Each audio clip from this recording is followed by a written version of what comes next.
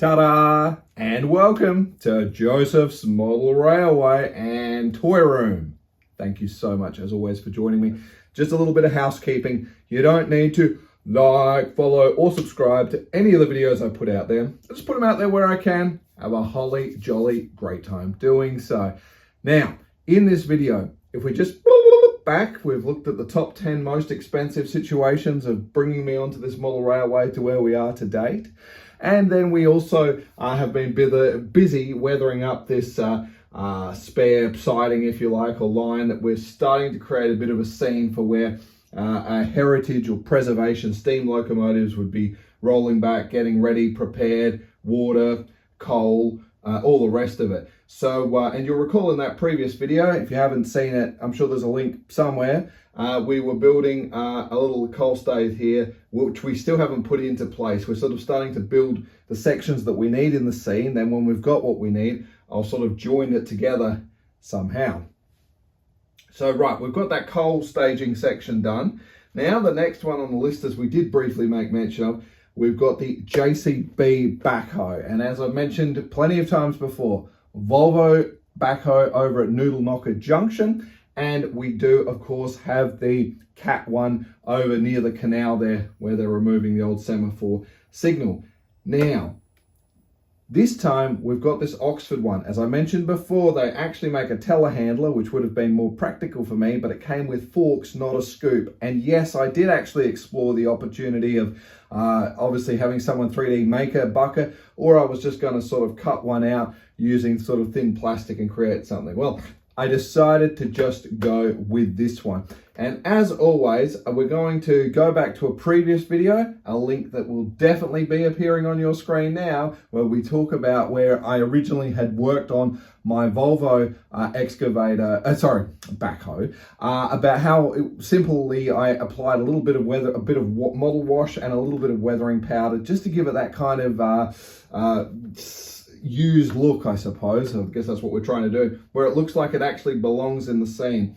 I'm really, from the get-go, I'm not huge about the whole weathering thing and taking a perfectly good model and doing anything to it. I'm thinking along the lines of my Hot Wheels or Matchbox cars. They should just be looking the day they rolled off the production line. And this is a bit heartbreaking to have to open this box up and get started with it. But as we've sort of discovered, if you're going to go down one avenue, everything else starts to reflect the more you keep things consistent. And I think that's sort of starting to become evident with what we're doing. And don't worry, because we're going into a video shortly where I've got to finally start taking some of our VP tankers, because they're which I absolutely adore, and we need to start to add some weathering on. Expect that in its own video coming up soon. It's a big job. Let's get stuck into this video though today, and let's apply a little bit of weathering to this magnificent little backhoe so it looks like it's ready here. The club members or the Preservation Society obviously pitch the money in with their fundraisers, managed to get a bit of money here, maybe through a local grant or something that may be offered by their local community, industry and or council or something to help keep them alive, and that's why they're going to have this here. Closer sort of shots here. This of course is the JCB Eco Backhoe Loader. We've got Oxford's product code is of course 763CX004, and this is a 00 scale. I've often talked about the conundrum that we get stuck into, but there it is, the resplendent 1:76 scale. And it's just kind of this era I'm looking for, something reasonably modern that we don't have a coal tower or anything like that. And they've just found an easier way to do the job rather than just using a bunch of brute force and a whole lot of shovels. Recommended retail for this particular one wasn't really all that expensive, other than I did actually have to source this one from overseas. So once again, as always, with the postage and all the rest, probably looking at about just over 120 Australian dollars, I believe. Well, let's get started now. And a top tip I always say, if you're someone like me that likes to preserve and keep the boxes in good condition, I like to use generally a steel ruler. I'm sure you'd all have one available. And you're basically just sliding and easing in the other bit so it's under there. Once you're in the right spot, you can come right up against the edge of the box and just lift it. You don't have any kinks or anything left in that box. Look, it's just a top tip. You'll often see when in some of the when I'm doing the video and I fast forward it, you'll see that obviously it's a box I'm not keeping, and the ones that I do generally get a little bit of extra attention. Let's just get this beauty out of the box for the moment.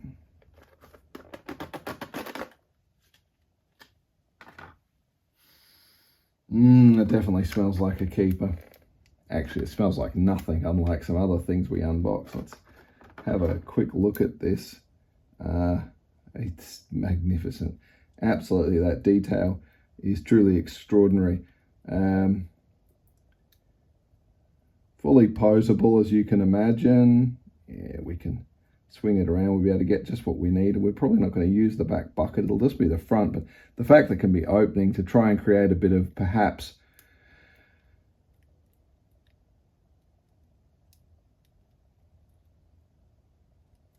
some coal or something falling in that sort of motion shot would be quite good. I have ummed and ahed with this, but I never know what locomotive might be sliding back up there. It could be a tank engine with its own tender on the back, or it could just be something like the Flying Scotsman 9F or something like that, and I'll probably have to keep it more neutral, but there may be a second part to it. Well, we've got to get started though with it, which seems truly heartbreaking. I mean, it's a magnificent model, but to get it into the scene, we're going to get started. I will just point out there is a lot of the safety glass wrapped around it, and I know some people will use like a mask or something else to actually mask it off to protect it while this is being done. I won't be doing that. I think it's a great idea. I don't have wipers on the top that you can see, and that would be a nice effect. I won't be doing that. But the first step to this little magnificent model is we're actually going to just basically put a bit of a dark wash straight over the top, and we're going to leave that for overnight, I think, and then we'll come back with some weathering powder. I better go watch that original video I did with the Volvo because I can't remember what I did. Okay, this is absolutely so wrong. I'm not going to lie to you. Vallejo wash, we're actually going to use, this is the dark grey. Often I use the light grey, but I find that it's just faster to dump a dark grey down, correct it up as we go along. I really should have cleaned up my workspace on this, but limited time prevails.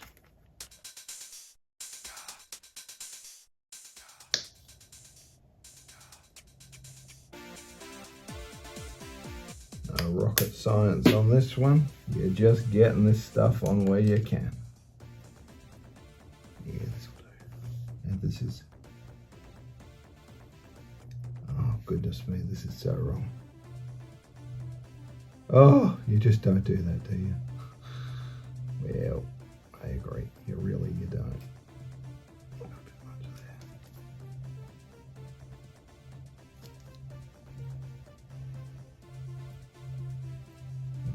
Basically, and it's wrong. I know it. I know. I can feel you all judging me there on the other side of that camera. It's just wrong. What is he doing?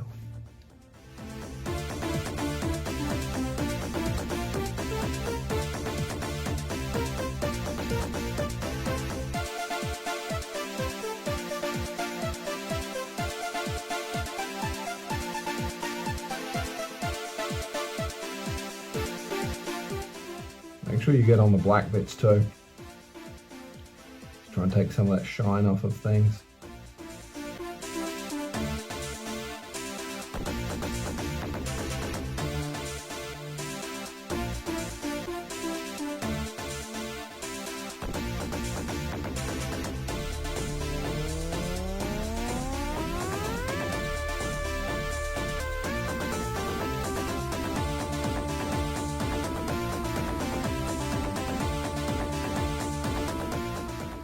We're just going to leave that. You're going to probably do some washes aren't too bad. You can probably get stuck into it in probably less than an hour. But in my case on this one, I'm going to really just liberally put this down. And I know it looks bad, as in it looks horrible, but it's not, because just remember, as soon as you take some paper towel, it just sort of wipes off. But it'll make sure it stays in all those little detailed bits to bring out what we need. So that's pretty much it. Give our brush a little quick clean, and that's the story.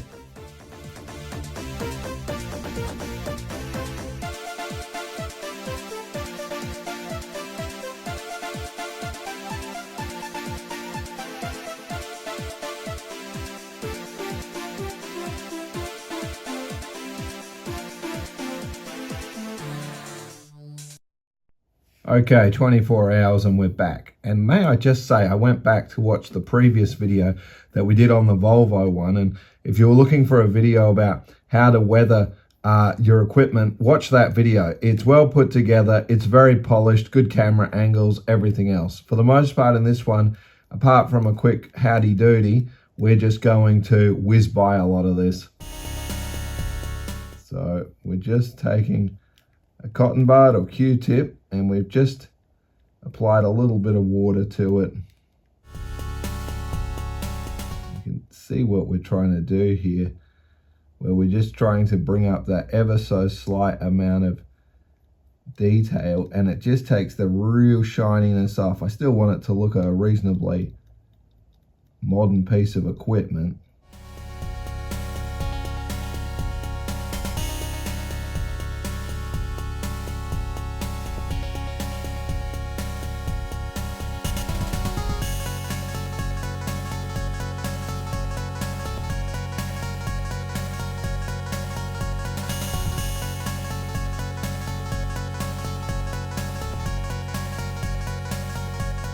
Just adding that extra black just around the front nose of it here.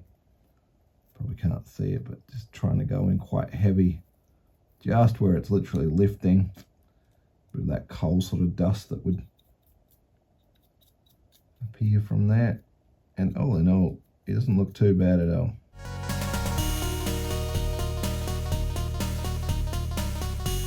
Because the exhaust is on an angle on this one, I'm not going to work on the roof like I did with the other one. Oh, who am I kidding? You could still take a little bit of that black.